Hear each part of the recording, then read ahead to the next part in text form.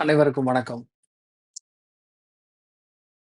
ஜூலை 27ஆம் தேதி முதல் 45 நாட்கள் ரிஷபராசி நண்பர்கள் இந்தந்த விஷயங்கள்ல ரொம்ப கவனமா இருக்கணும்னு சொல்லலாம்.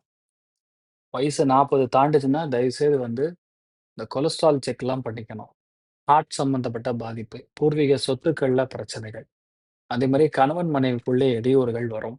அதுக்கப்புறம் பசங்க, அதாவது முதல் பையனோட ஹெல்த்ல கண்டிப்பா இஷ்யூஸ் வரும்.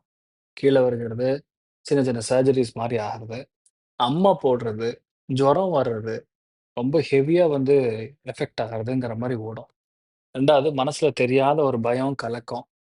வீடு, கன்ஸ்ட்ரக்ஷன், ப்ராப்பர்ட்டி இதெல்லாம் யாராவது இன்வெஸ்ட் பண்ணி கட்டிட்டு இருந்தீங்கன்னா, அந்த பில்டருக்கும் உங்களுக்கும் பயங்கர பிரச்சனை வரும்.